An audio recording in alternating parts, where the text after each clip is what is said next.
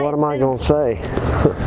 It's been a while. People want to be updated on everything going on. How are you doing? As far as finding a job, what kind of help you can get. And also, who's no longer here? I found out there's quite a few who were helped in the very beginning, some of the originals who have places. So I'm curious as people let people know how well this program is doing and it needs. Well, I know there's a few that's gone now, especially like Storm. I miss her a lot because I've known her for years, but I hear that she's got an apartment now with a new fella. As far as I go, I'm still chugging on it. I'm working on trying to get a job. I've applied many places. I've had a few short interviews, and it turns out that either they're not ready to open their doors yet, they haven't got their computers all up yet, or they don't have the space available, but they do plan on getting rid of somebody, so they'll call me when they have an empty seat, or it's always something like that. Don't call us, we'll call you. Now my job, you know, my luck is so bad, I think I can get beat up at a love-in. I mean, for real. I called suicide prevention and they put me on hold. And then came back on the line and says, we talked it over, you're doing the right thing, you know. Oh my God. I'm kidding about that, of course. But jokes go right over my head, so somebody else will understand. Well, at any rate, you know, I've got an extension here, you know, for at least another 80 days, I think, but I hope I won't need it that long, I really do. Because if I can get something and get some money tacked up and get a first, last, and security, get all that together and get into a place and be working and stay on my own, just a hand up's all I need. But if nobody out there is going to give me a chance, you know, it's like you can be sitting there on the street and you can be begging for money, and somebody says get a job, and then you go to the same person with your application, I'm homeless, he says get out. So it's a bummer, but that's the way it is. So can you tell me more as to who all, you know, one person who have a place now, etc. What has the Salvation Army done for these people? Do you know all the programs or anything? I really don't. I go to Kim if I need to know something. So she does a lot. She does a whole lot. She's the one that hooked me up with the PATH program, and I think she may have been the one who hooked me up with the SOAR program for my disability. I'm trying to get SSI. Would you let everybody know what your disabilities are? Well, sure. I've got COPD, chronic obstructive pulmonary disorder.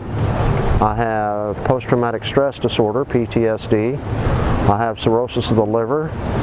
I've got arthritis in my lower back. I'm blind in one eye and the other eye is visually impaired. I am almost deaf in my right ear.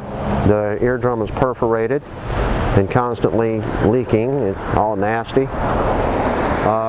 I have essential tremors.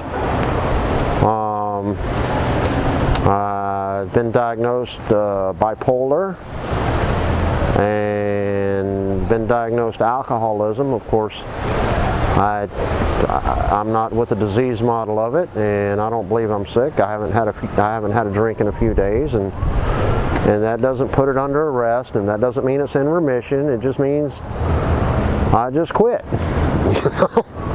It's as simple as that. So that's the way I feel about that. But the tremors have nothing to do with the drinking, because the drinking is the only thing that calms it down. It's just when I overdo it and then I come down off the drinking, then it aggravates the tremors. I've had the tremors since I was a small child, and I didn't drink back then. You can believe that. So anyway, so when you wanna let's walk over here, I reckon. As you're lighting your cigarette and I'm videoing it. What else can we talk about? Well, again, you know, we got an extension this time, got one more chance. So we got grace here. But this is only a temporary solution.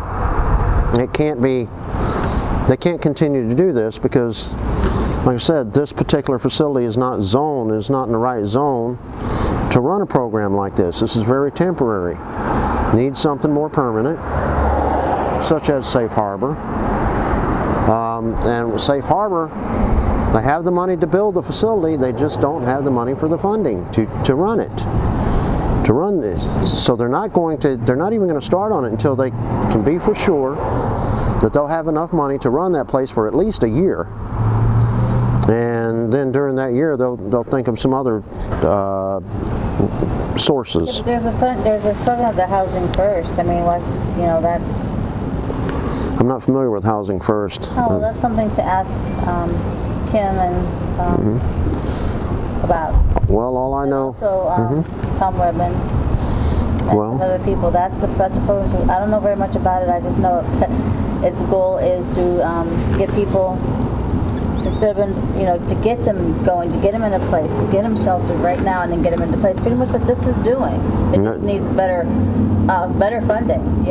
Right. And this whole thing with the safe harbor. I mean, yeah, the building, but then the funding. If that funding, you already got a building here. How many people have you? 3 months. How many people did they take care of? They started off with 8. I know. They started off. Alone, that'll do a lot of help. They've started off with 80 some odd people, almost 100. Okay. I know there's only about 15 of us left that would originally come here. A lot of people were sent back home to relatives. We were assured they had a place to stay. Some people were, placed in the housing, and some people were placed in the housing and it didn't work because of their drug habit or their alcohol habit or whatever. So you're going to get all kinds of people, and I think some people have come back, but I know I wasn't one of them. And I just need to get a steady income so that when they do place me into housing, that I can keep it. Something that I can hold on to. But I don't know. Just every day I'm busy looking for work. I'm down at that job center. I'm down there at the Goodwill Job Center looking for work every day.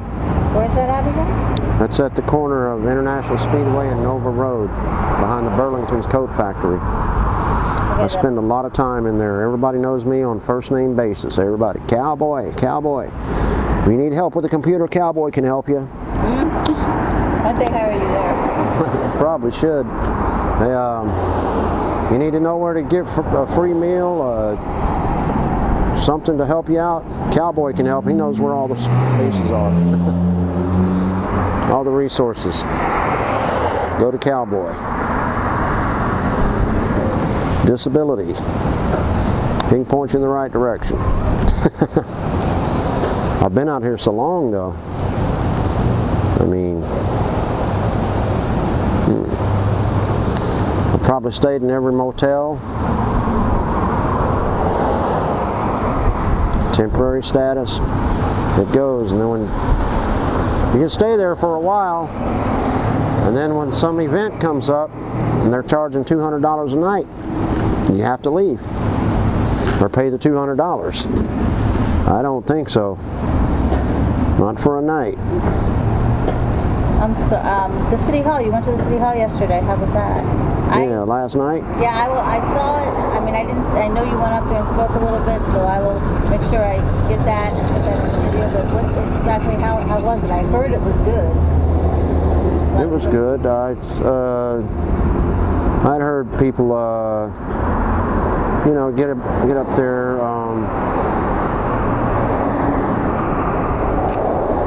Let me see. Roberto got up there and told how good the program is and how well it's doing. And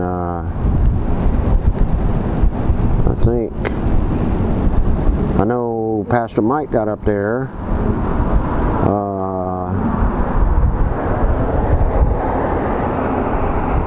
know, just tell him that something needed to be done. He didn't make any personal attacks this time. So, yeah. And, you know, I had a couple of citizens come up. One citizen came up and complained. Well, she was just afraid because they're going to close down the Orange Avenue Bridge for a couple of years because they're going to build a high-rise there. And she says she already has problems with the homeless hanging their clothes up in the bushes and stuff like that near her house and causing a blight. So I don't know what that situation is either.